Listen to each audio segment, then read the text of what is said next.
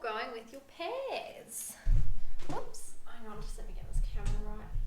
So, I'm so sorry. I have looked back at some of the videos that I've been posting for you guys, and all you get to look at is my flabby arms and spindly hands, unfortunately. So I'm gonna try and paint from the other side and paint sort of semi upside downish.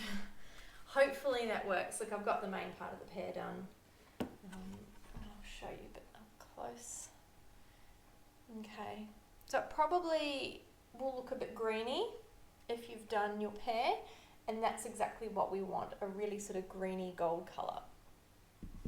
It will look that way because the background that we have is a very red tone, it's a very warm tone.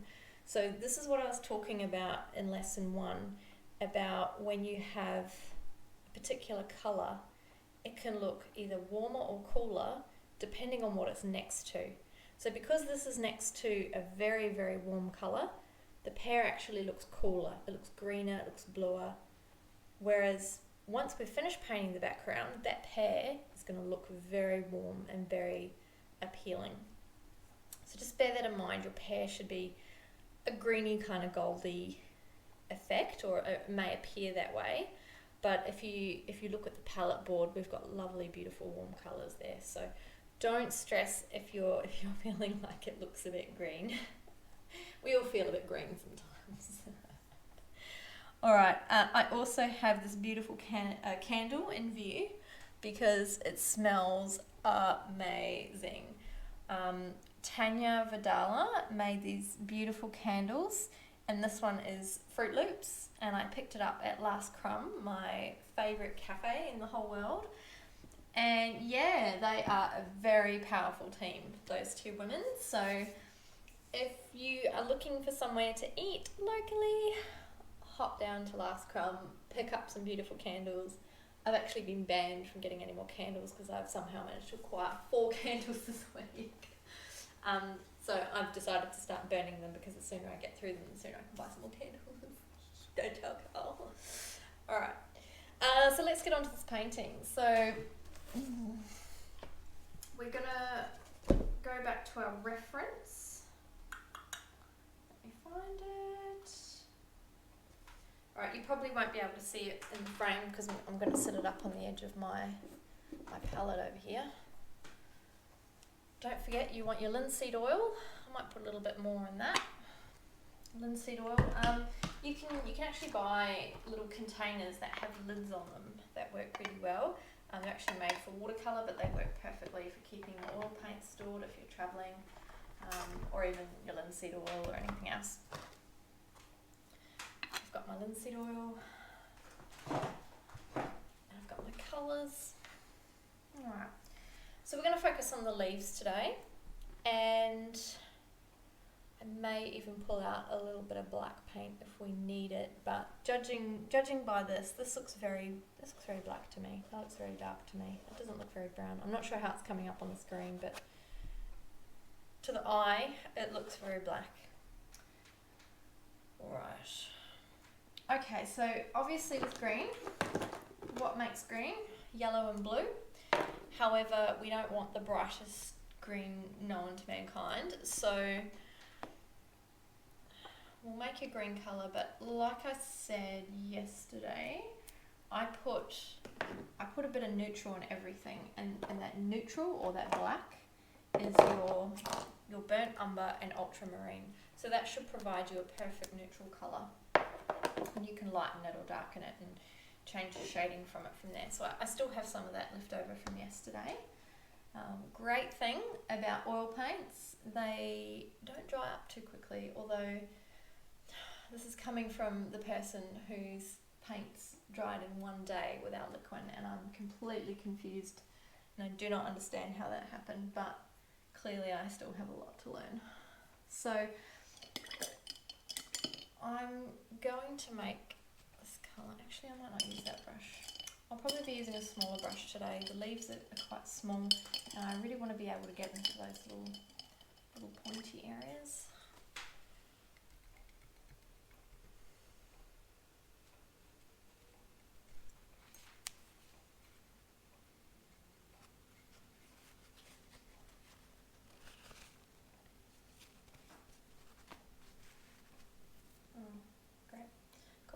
myself room. Alright, so let's create a bit of a green colour to start with, and then we'll start mixing. See where we go from there. So I'm going to take a bit of this neutral. We know that that's burnt umber and blue. I'll start over this side. I'll keep adding blue till we've got a very blue neutral. Okay, and then I'll start taking some of this yellow. Even the yellow ochre is going to work really nicely because it's a little bit warmer, and I don't want the leaves too cool. I'd like them a fairly cool colour, but overall I'd like the tone of this painting to be quite warm. Okay. Oh my word, that candle is amazing. So this particular candle that I'm burning today is called Fruit Loops. And no joke, guys, it smells exactly like what a Fruit Loop tastes like. Exactly. And it's amazing. It's so amazing. I've never ever smelled anything like it. So good. Carl's got the guava and black fig on in his workroom today. As you can see, I've bailed from the office, not office, the studio, and come out here into the dining room. Alright, so that's a pretty nice green colour, I think. There's a lot of ochre in there. It's a very olivey green colour. Obviously, if I want it lighter and brighter, I'm going to be adding yellow. And if I want it darker, I'm going to be adding more of this black that we made up, or the burnt umber with the ultramarine. Oh, honestly, even when I open my mouth, I just Fruit Loops. So good. Okay, whoops. Oh dear. This is what I was a bit worried about.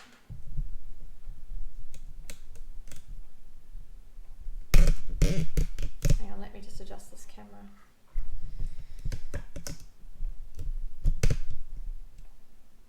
How's that? Is that any good?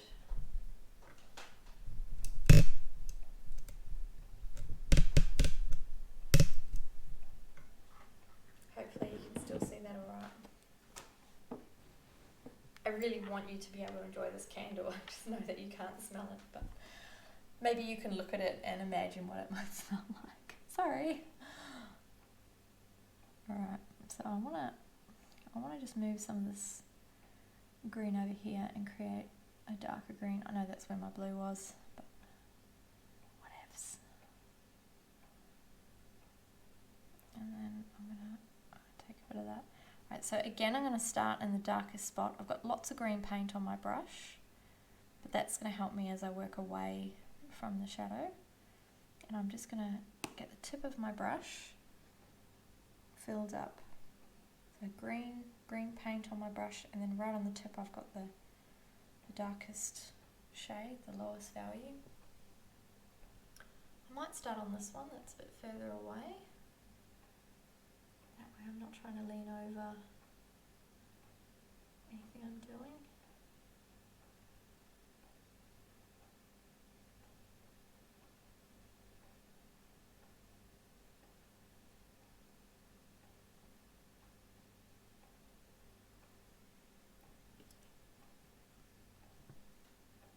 According to my reference image, that gets lighter as it goes across.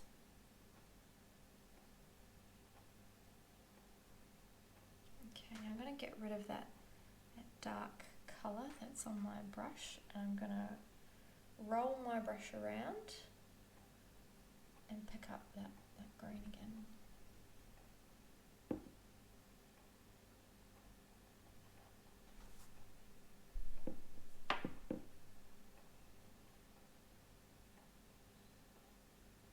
But we're just feathering, just pushing back into that lower value. There we go. Now this particular leaf has a little bit of brown in it, so I'm just going to pick up the burnt sienna Add a bit of that in there.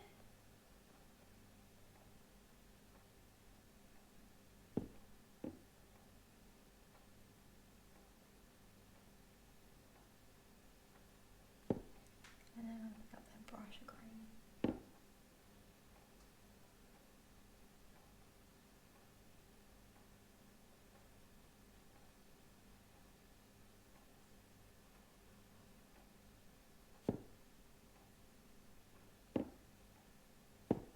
And I just picked up a bit of yellow on the tip of my brush because I want to go lighter and brighter as we get toward the top. And I'm going to put a bit of white and yellow on the edge of my brush. Very light lemony colour. I'll fill that in there. I'll wipe the paint off my brush and I'm going to blend that in. So you kind of, when you're blending, you kind of want to chuck a colour on the canvas that's a little bit overstated, so that when you go to blend it in, the whole colour will soften.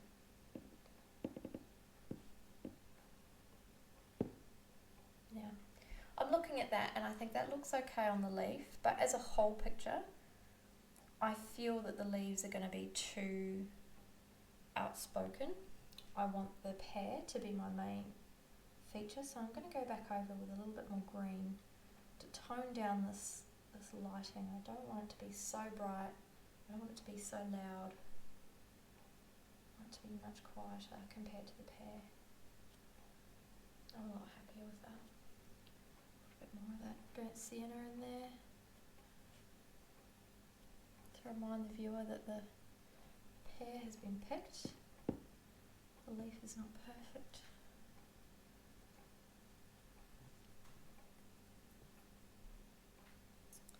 Another thing I've noticed on these leaves is that they look a little bit damaged, and the black seems to be highlighting that damage. Looks a bit spotty, so I'm going to tap my paintbrush a few times, and I'm going to, further out I go, the softer the spots are going to become.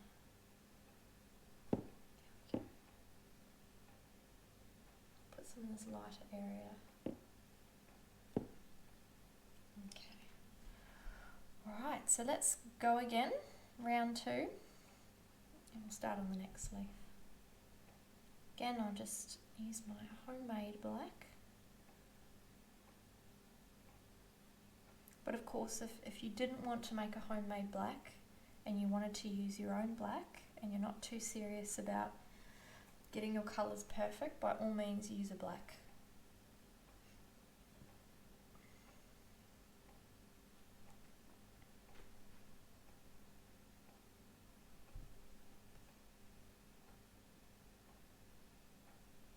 I'm just taking some time to analyse my painting, my reference picture and my painting to make sure I'm happy with the decisions I'm making. Making sure I'm putting the brush exactly where I want it. I'm making conscious decisions about where I put my paintbrush, not just chucking it down anywhere.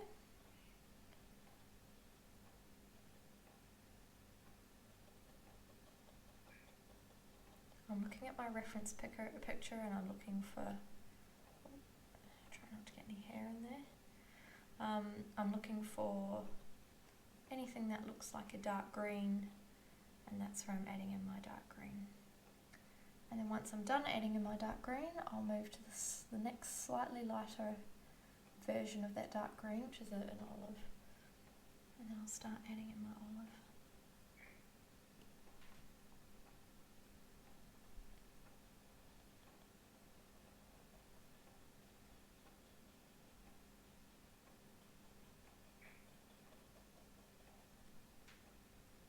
It's not bright enough up in this colour, in this corner, so I'm just adding a bit more yellow to brighten that up.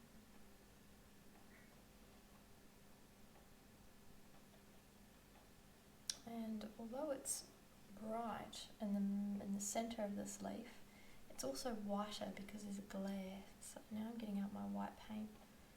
I'm just going to blend in this muted tone, this chalky tone over the top.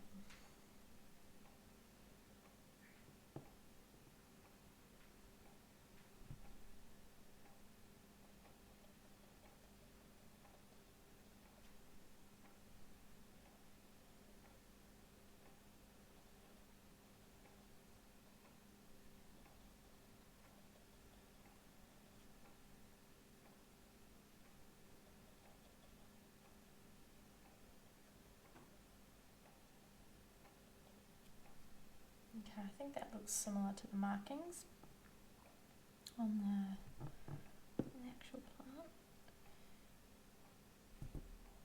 I want a slightly brighter green in there. So a little bit more yellow mixed with my green. Just brighten that up in there.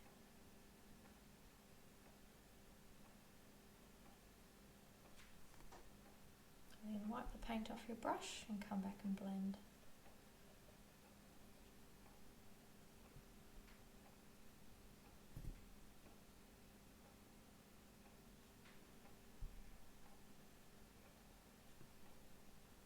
I'm going to grab a bit more yellow ochre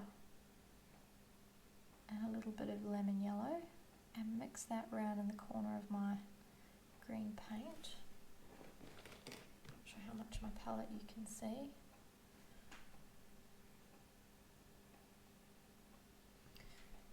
And the reason I'm not blending this dark colour in with these bright greens is because if you have a look at the leaf, it has some marks on it that make it look like it's dying. It makes it look like it's got a bit of decay on the leaf. I'm just adding a bit more yellow ochre to my leaf, my homemade one. And remember, this side is lighter, but it's not chalky like the other side because the light's not hitting it in the same way. Now I'm grabbing a bit of burnt sienna to help me blend in that burnt umber from the end. I'm going to go back to my white and just make this a little more chalky.